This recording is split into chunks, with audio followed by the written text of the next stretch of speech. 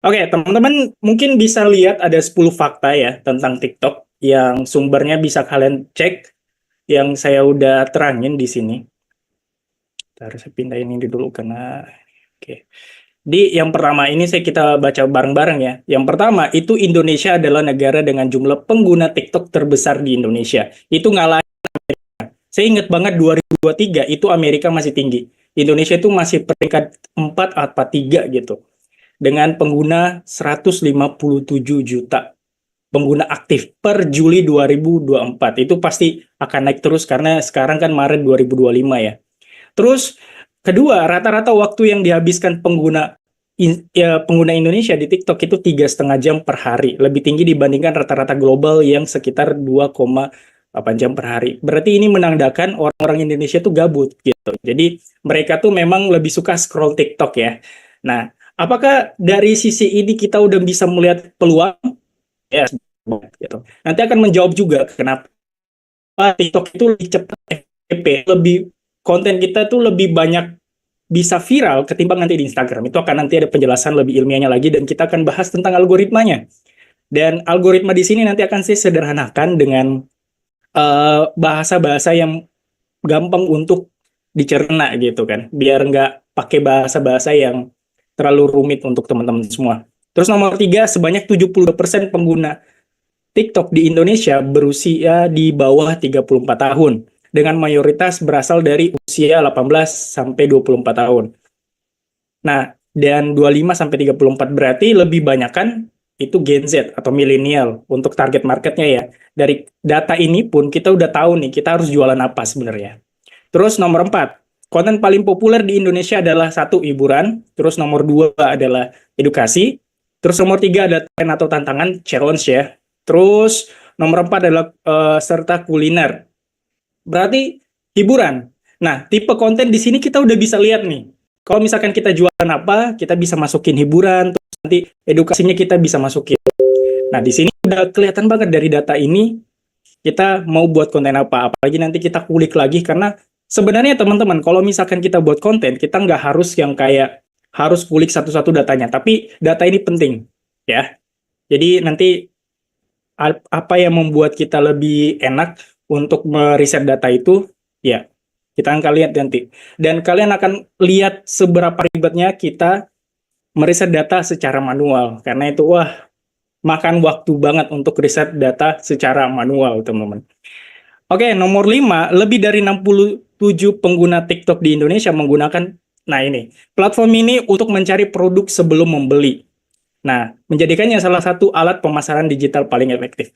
Ini yang menjadi problem kemarin pas TikTok Shop itu di-ban atau diberhentikan di Indonesia. Karena kenapa? Karena mereka ada dua, ada social media sama e-commerce.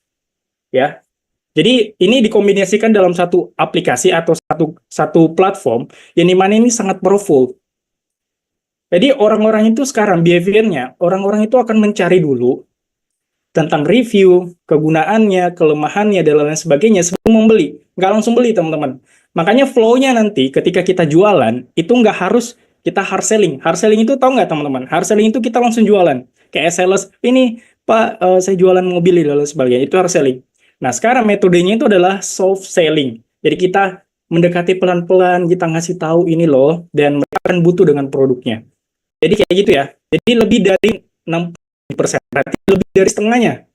50% itu yang memang mencari di platform TikTok ini sebelum membeli produknya. Gitu. Nah, ditambah lagi, itu mereka punya e-commerce, namanya TikTok Shop. Jadi orang udah cari informasinya di TikTok, terus belinya juga di TikTok. Gimana nggak powerful gitu. Oke, kita lanjut. Nomor 6, jumlah kreator TikTok di Indonesia memiliki lebih dari 1 juta followers meningkat 43%. Jadi memang yang 1 juta ke atas itu udah banyak banget kreator di TikTok. Terus nomor 7, sebanyak 84 pengguna TikTok di Indonesia lebih tertarik dengan iklan yang berbentuk kreatif. Konten kreatif branded konten dibandingkan dengan iklan tradisional.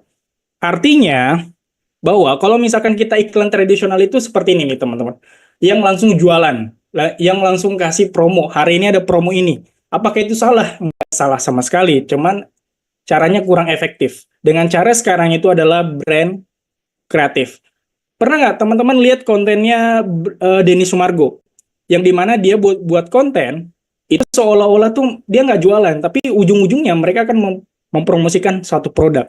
Nah, itu salah satu konten kreatif yang paling efektif. Terus nomor 8, Jakarta, Surabaya, dan Bandung adalah kota dengan jumlah pengguna TikTok tertinggi di Indonesia. Sementara wilayah dengan pertumbuhan pengguna tercepat adalah Makassar dan Semarang. Nomor 9, sebanyak 63 pengguna TikTok di Indonesia mengikuti lebih dari 10 akun kreator. Joki dalam ekosistem konten kreator.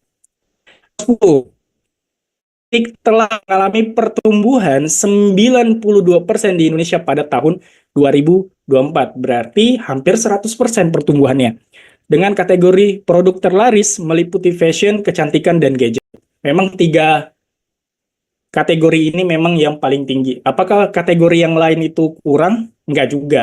Cuman peminatnya paling tinggi yang ada 3 ini gitu, paling laris.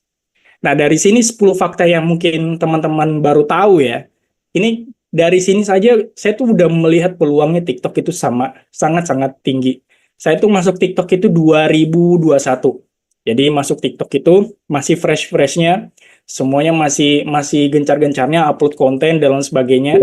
Dan saya tuh belajar TikTok tuh di sana. Jadi beli webinar, beli beli kelas dan lain sebagainya. Apalagi ibu, itu saya banyak baca dan juga riset secara pribadi di akun saya juga, dan beberapa klien saya tuh pakai riset juga gitu. Jadi datanya saya